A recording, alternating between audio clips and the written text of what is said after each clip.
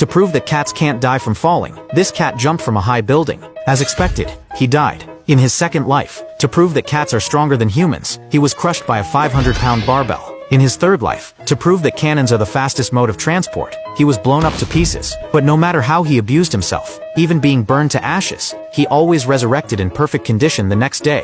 One day, while robbing the governor's mansion, he used a bunch of fireworks as weapons, and accidentally woke up a long-dormant giant in the forest. Although he ultimately defeated the giant using his agility, and became a hero in the eyes of the villagers, his luck was terrible.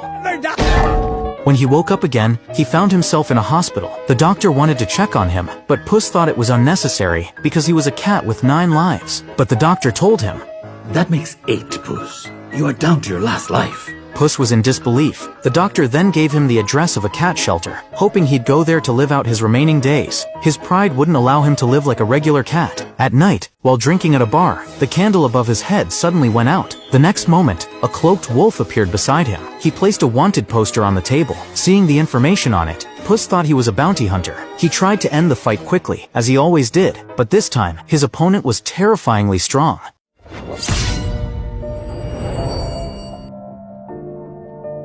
He touched his forehead and looked at the blood on his hand. The fur on his body exploded with fear. Seeing him scared, Death decided to humiliate him.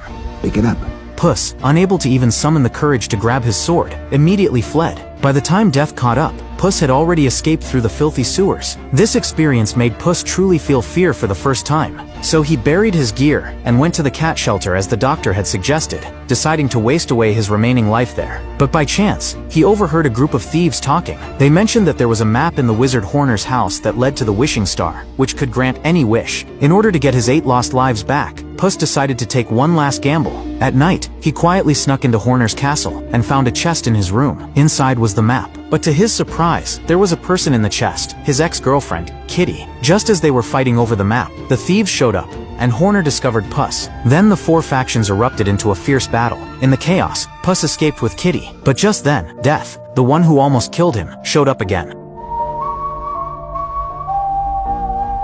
After they escaped, Puss and Kitty temporarily put aside their differences and followed the map to the legendary Dark Forest. When Puss touched the map, the path ahead turned into one filled with lava. When Kitty touched the map, it became a poisonous swamp. Finally, when Perito touched the map, the path turned into one lined with flowers. So they decided to let Perito guide them with the map. Soon, Horner and his men caught up. They captured Perito and used him to force Puss to hand over the map. To their surprise, the thieves showed up at the same time. The 3 factions fought once again. In the chaos, the map fell in front of Puss. Just as he was about to pick it up, the eerie sound of a whistle echoed. Seeing Death approach again, Puss fled in terror. The